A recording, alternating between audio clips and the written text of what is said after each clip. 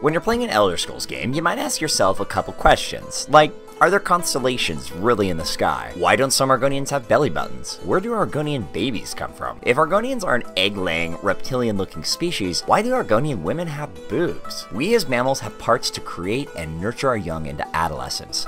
Few egg-laying creatures have this. Breastfeeding is just not needed. But are Argonians exclusively egg-laying, and are they exactly reptiles? The lore can actually tell us. Let's talk about Argonian boobs.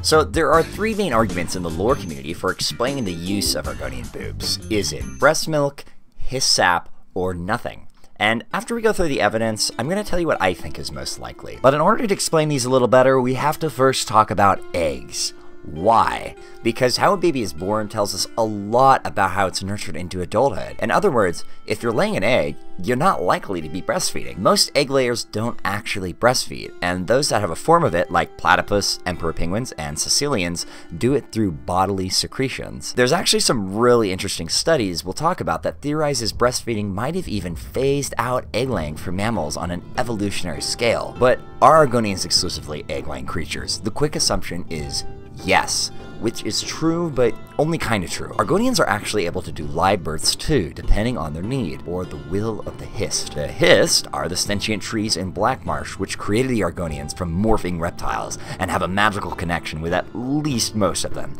able to call on each other in times of need. We'll talk a little bit more about the Hist a little later, but I want to turn to Bethesda's Pete Hines when he was asked about Argonian eggs in 2003. Argonians are oviviparous. They don't lay eggs like reptiles.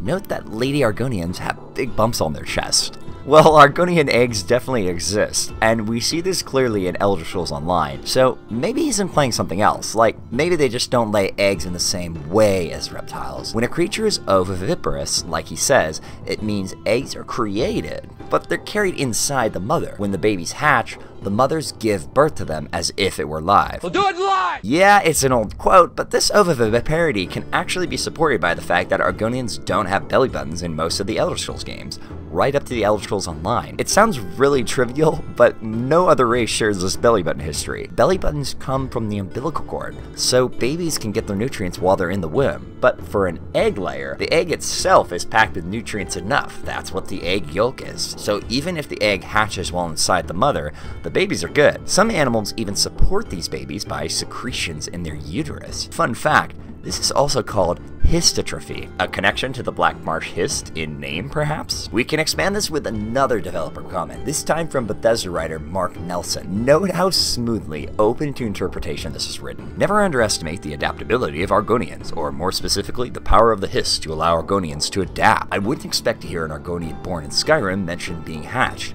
nor would I expect to hear more transient Argonians speak about laying eggs. However, in warmer climates and places with established, stable, and permanent communities, you would likely see a great number of eggs. Well, it's pretty well accepted now that most Argonians in Black Marsh lay their eggs in pools of sap below histories, but based on this information, this just isn't the case for all Argonians. Yeah, it's a developer comment, which is not ideal for when discerning what's canon, but Argonians will have lives outside of Black Marsh, and their egg behaviors will need to reflect that. As Mark Nelson has said before, ultimately, all live at the whim of the Great Root.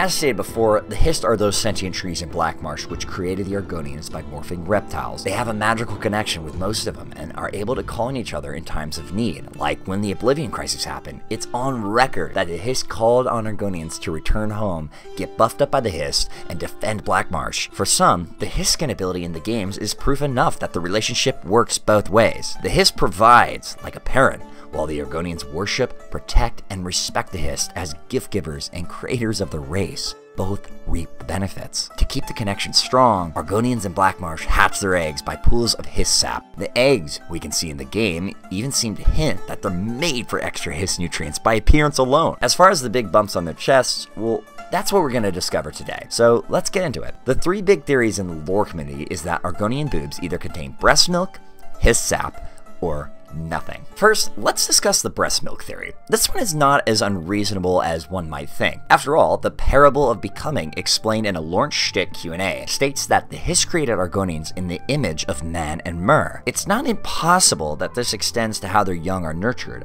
and there's really not much contradicting it actually. Even though Argonians come from eggs, plenty of egg layers still nurture their young through skin secretion, even creatures with mammary glands like platypus. Some scientists, like Olaf Oftedal at the Smithsonian Environmental Research Center, believe that breastfeeding milk has ancient origins dating back to the time before mammals. As he observed, most prehistoric fish in the land before time had porous, soft eggshells. This allowed for the easy exchange of oxygen and carbon dioxide between the embryo and the surrounding air. The problem was, when the first land creatures walked the earth, some eggs became too dry or hot, so the hard shell of modern birds and reptiles was developed for protection. But other creatures kept making porous eggs, transferring water and nutrients to their egg spawn. This is seen in creatures today, like the coqui frogs. Over time, these secretions developed into a fattier, milkier substance. Olaf believes this is why the breast developed, and as it developed over time, the nutrients in the yolk of the egg became less important and phased out. We talked about eggs produced by Argonians sometimes hatching inside the mother, so maybe depending on how this happens, breast milk can serve as a supplement to that egg yolk. The very presence of breasts can help support this, and it's not a very far-fetched idea, especially if Argonians were created in the image of man and mer by the histories from black marsh reptiles. But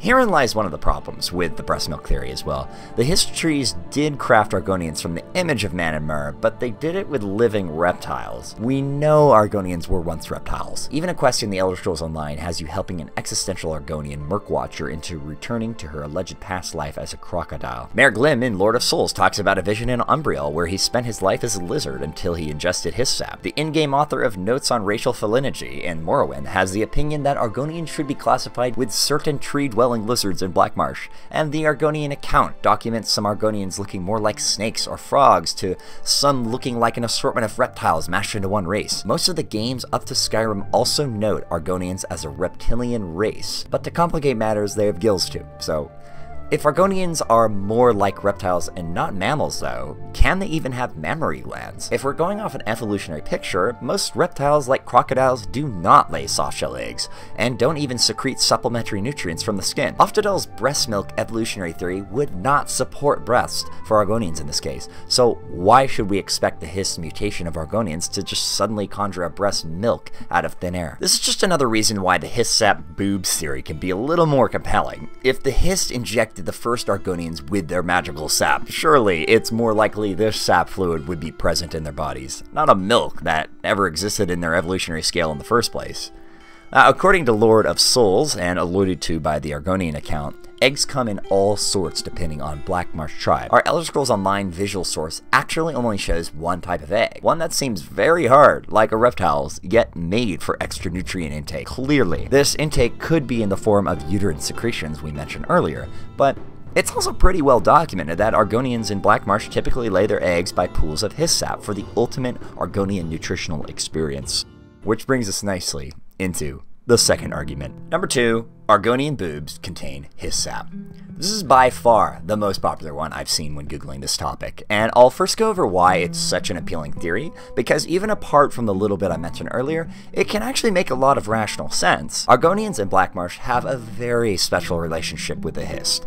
Some believe Argonians are subpar versions of themselves without exposure to Hist Sap. Take the case of Jarit, for example. The in-game book about him in the Elder Scrolls Online, written by an Argonian healer, shows him being born away from the Hist is to be born without something essential. He is noted as being disadvantaged, unable to read certain social cues, and deprived of emotional intuition. He was born into slavery. While he might function just fine in other communities, maybe even more than other Argonians, he is no Black Marsh Argonian raised by the Hist. Now you might think this could just be a result of being raised in slavery by the Dark Elves, and yeah, maybe, but amazingly enough, members of the lore community with autism have commented on Jarit's story and completely connected with the character.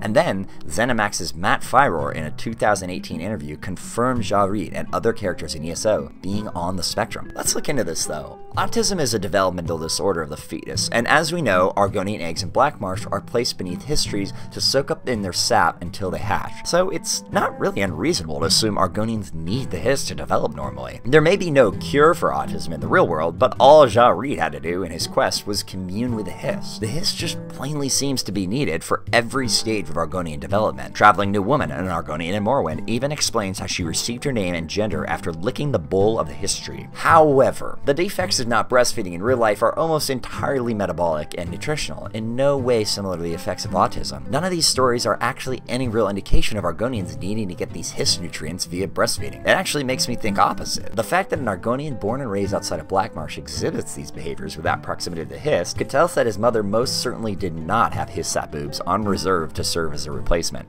Breast milk? Maybe. But breast sap?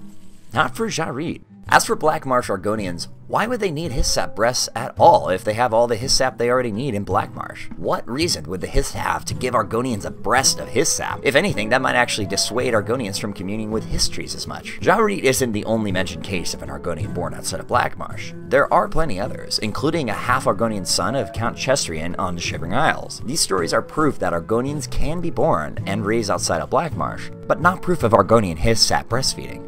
Those born away are simply without a strong connection to the Hist, and different to those born in Black Marsh. Nothing more.